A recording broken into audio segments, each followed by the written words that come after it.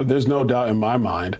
I mean, look, like, let's go back to 2015. Donald Trump starts running, and the press and even the Democrats thought it wasn't serious. And when he started picking up steam with the American people, they panicked. And the way they panicked was to unleash the intelligence community, in part to unleash the FISA process and to unleash the deep state against Donald Trump. It was wrong then. It was wrong still today. And so I'm glad that the FBI is going in to investigate this. It's long overdue. One of the main issues, and we actually in Congress, when we went through FISA reauthorization, one of the major issues that came up was the spying on the Trump campaign at the time, but then also the spying incidences against Americans over the last decade. There's been hundreds of thousands of violations of the process under FISA, and it has been used, like you said, to spy on random Americans for a bunch of different reasons. So this investigation, like I said, long overdue. I'm not going to speak to Mr. Clapper because that's something that the FBI is going to have to speak to, and I'm not going to comment on that. I think he was the ringleader. With Comey and Brennan, absolutely. I think Clapper's worse, dirtier than the other two combined. I remember this. He lied under oath. I was watching congressional testimony. Senator Wyden. He lied directly to Senator Wyden. I'll never forget it.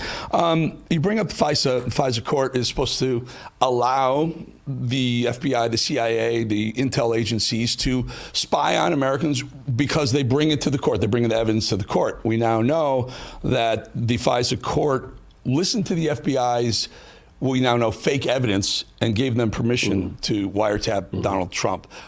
How did that process go? How do we stop it from happening again, Congressman? Well, first of all, it was allowed to happen because they lied and falsified the reports going into the documents going into the FISA courts. That's number one. They lied about what the actionable, quote unquote, intelligence was. And so that's the primary reason why, in some respects, yes, it's the way the FISA courts are set up, but it is the people that actually brought those warrant requests into those hearings. So I think that's the place where you got to try to clean it up. There was an amendment when we just did a FISA reauthorization a year ago that would have called for the courts to have to actually issue a warrant. There would actually have to be a warrant that would be issued in the event of collecting more data on an American citizen. That amendment was actually defeated in the House of Representatives. I believe it was about a year and a half ago. So that's something that we're going to have to revisit next year.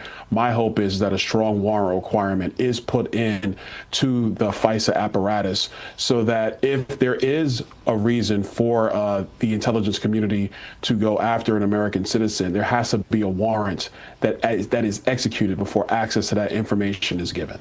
Yeah, and not only that, they used the Chris Steele fake dossier as the evidence that they presented to the FISA court, and the FISA court turned around and gave him the warrant of spy on Trump. Oh yeah, I remember that dossier. That was the dossier that the Clinton campaign bought and paid for. And guess what? There was this guy that just ran the SEC that actually was John McCain signed off on that check. John McCain helped push that envelope forward himself too. Remember, he hated Trump just as much as Hillary Clinton did, and he was part of that whole scandalous era of get Trump at all costs. No, I totally agree with you. And look, taking it to a broad view for everybody. After 9/11, were Americans increasingly scared about potential threats to the homeland? Of course, everybody was. That's not the point.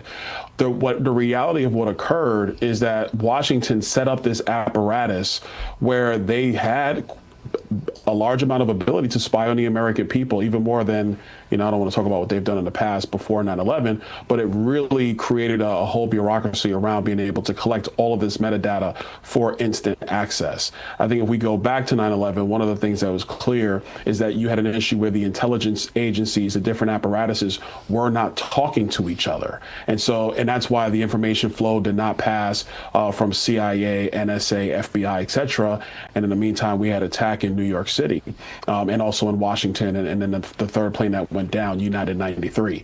And so the big thing we have to be able to get to now is a system where, is there an ability to collect foreign intelligence to protect America? Yes. Can it be weaponized against the American people? That needs to be a flat out no. And so a flat out no. And so any redesigns of FISA, that needs to occur next year. And, I hope that the Speaker and my colleagues in the Senate, we take this matter seriously. We have to protect the American people and their constitutional rights first and foremost. Yeah.